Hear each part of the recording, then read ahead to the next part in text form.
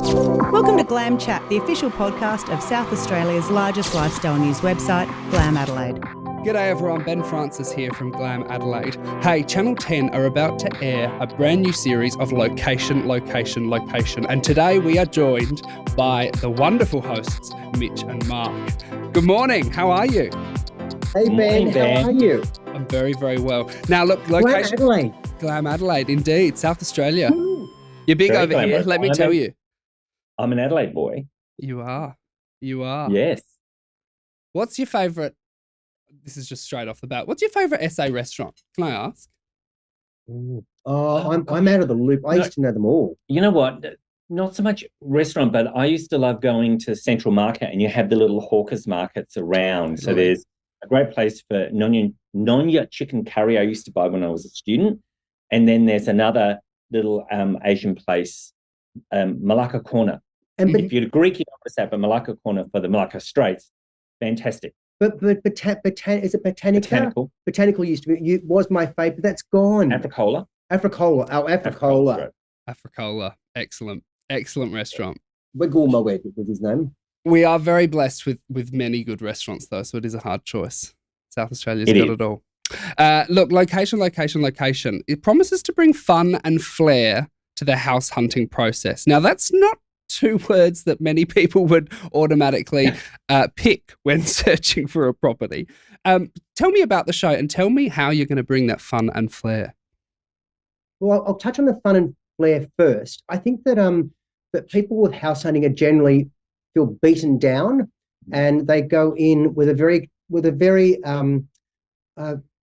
defensive mode and feeling that everyone's against them.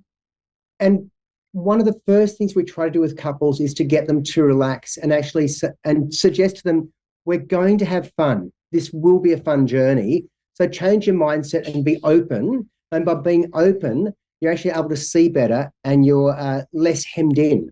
Yes, I think people with property, there's a lot of fear about property, and the market at the moment is a bit all over the place. So I guess, Mitch, we kind of operate, somebody said to me on one of the journeys, a bit like property therapists, because buying a property, it's a huge investment and it's a big emotional journey. So we want to be there to help people transform their lives.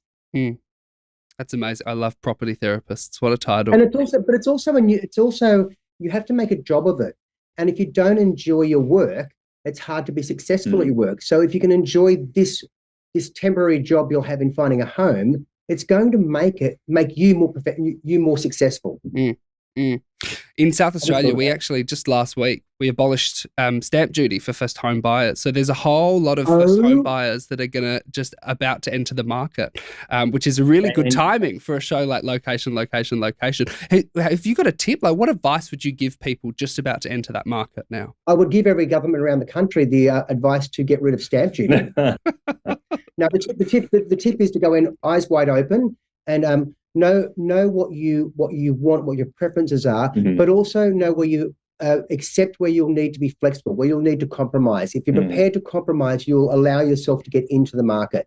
Yes, and I think also be prepared that your house hunting will be almost phases. There's this phase where you're getting your head around that you're ready to look for a property. And then it's the research phase. So sometimes people will come and talk to us and say, I'm ready to buy, when in fact, they're not quite ready to buy, they're in research. And that is, go to all the open inspections, go to auctions, just learn as much as you can about the area that you're looking at, and which you often have said, look at your preferred area, put a circle around it, and look at the next suburbs around your preferred area, because sometimes that's where you'll find your dream home. I think generally, whether you've got $300,000 or $3 million, we all want something more than our money will afford. Yeah. So you need to be realistic. You need to be realistic and not get hell-bent on if you've got $3 million, you don't want to be looking at the $3.5 million homes, because all that will do will give you ideas of what you can't have. And I remember Adelaide when Henley Beach was not, Henley Beach wasn't the fabulous suburb. Really? Now. Oh, yeah, I remember that growing up. Bowden and Brompton, these weren't areas, and now, because they're close to the city, so sometimes you'll find your preferred area, and we do actually visit Adelaide in this show, so watch out for that. And there'll be a suburb right next to it that may not be preferred now, but give 5 or 10 years, that suburb will then become preferred. So don't be blinded.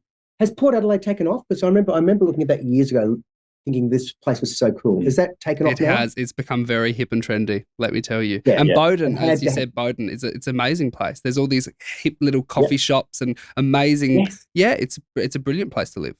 And when I went to uni, which was a long time ago in Adelaide, at Adelaide Uni, it wasn't that kind of hip, trendy place. So there's opportunities. Don't be blinkered by your only choice.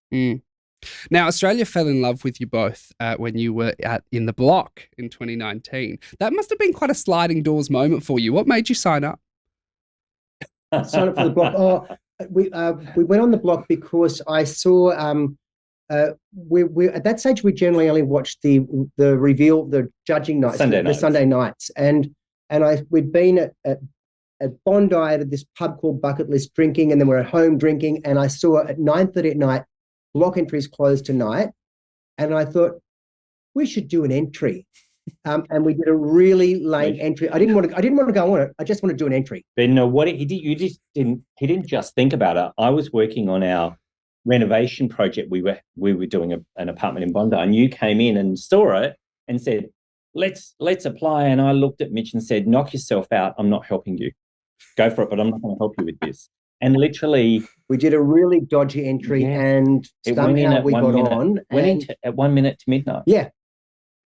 So when these people do these polished applications, forget it. Do the dodgy drunk one. And we had never applied before, and we were dumb enough and we didn't expect to get on, so we probably would never have applied again. We just, I don't know, just happened. Wow. I mean, people drunk by a lot of things, but that must be the best drunk decision ever. And then you went back 2 years later for the Fans and Faves season. Between the two seasons, what was your favourite moment? Can you think of a moment that stuck out to you?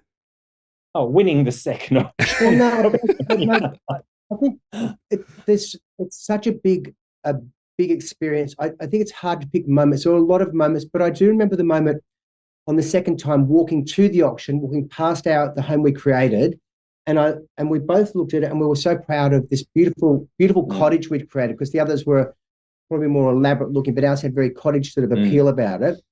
And that sort of took me back through the work that we'd done. And I said to Mark, you know what, the reserves are too high. We're not going to make any money, but that house we created has to be our prize, and the experience we had. And we both agreed walking into that auction that we've already won. It doesn't matter about how well anyone else does. We've won already. And we felt that the first time. The others won more money the first time than us, but we felt like winners because of the experience. And the second time particularly, going into that auction, we were just resigned to, we've already won. Yeah. I think probably then if I think about my proudest moment, or the thing that I value the most, actually is the fact that we understood property.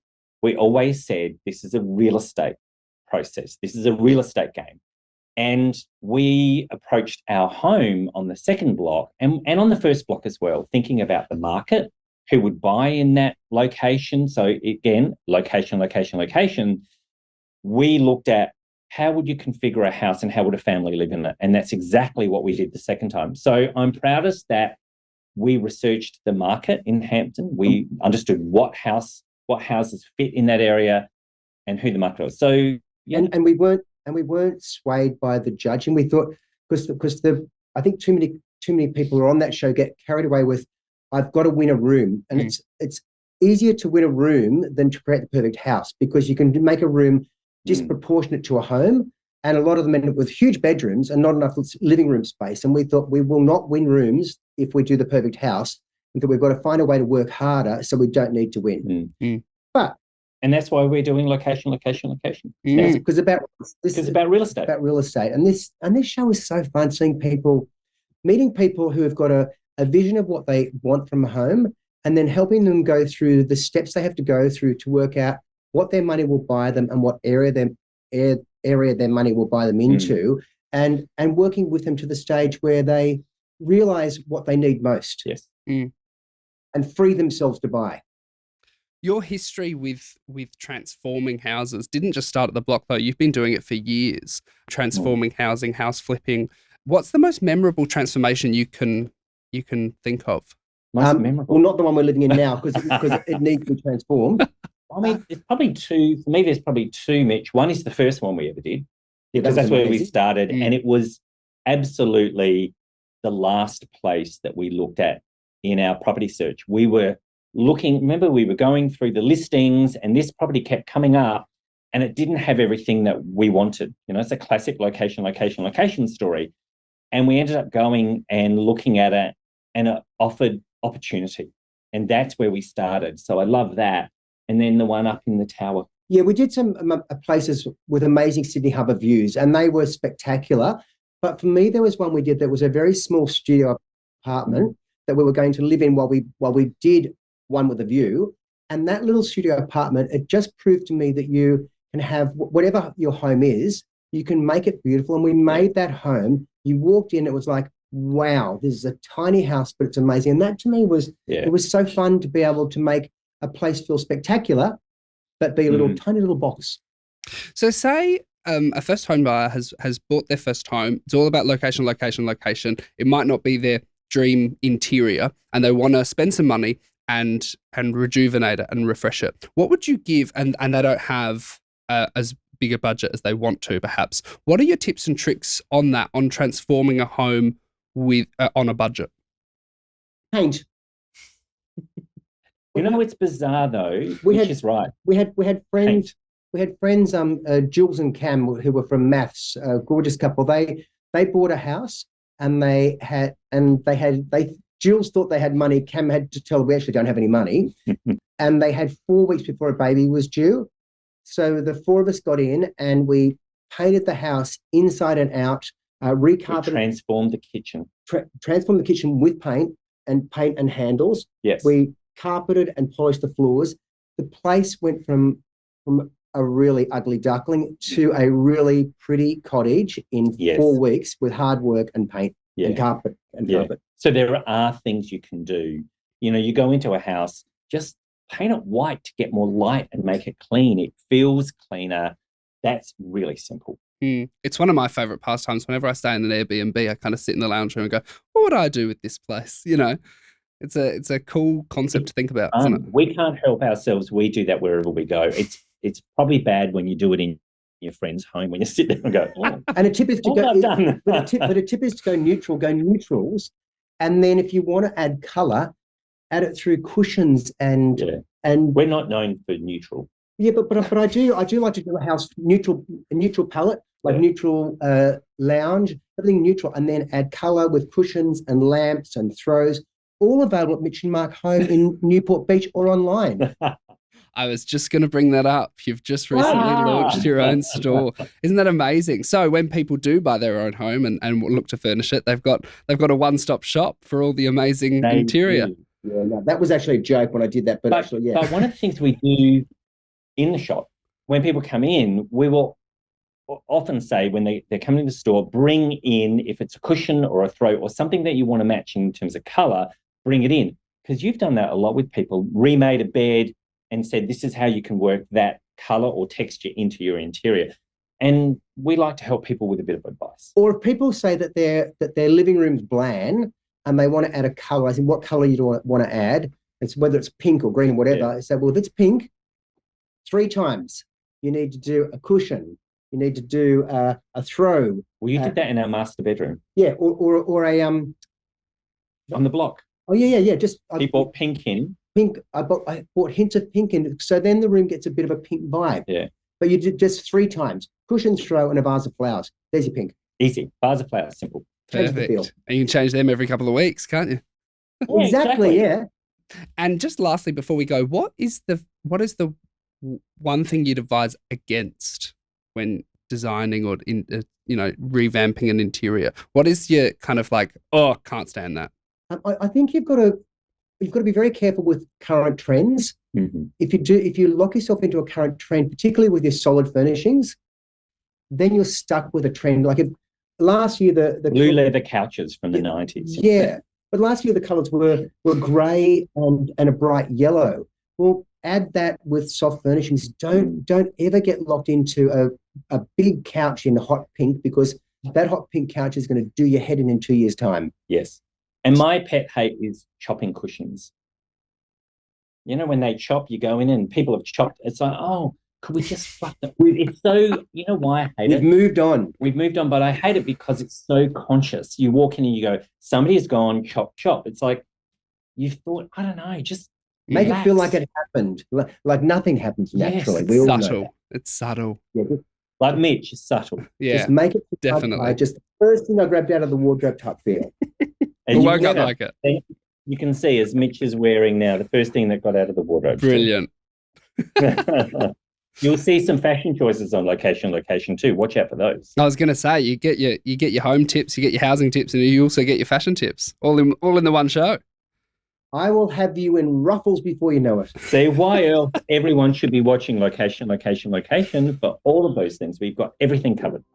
Brilliant. Well, we're really looking forward to it. It airs tonight here in South Australia, and I know that there are going to be a whole lot of people watching with interest. Thanks so much for chatting with GLAM Adelaide, Mitch and Mark. Thanks, Thank you Ben. so much for having us. For all the details mentioned in this episode and our ever-growing catalogue of podcast episodes, plus news about what's on in South Australia, hit up glamadelaide.com.au. Thanks for listening and join us next time.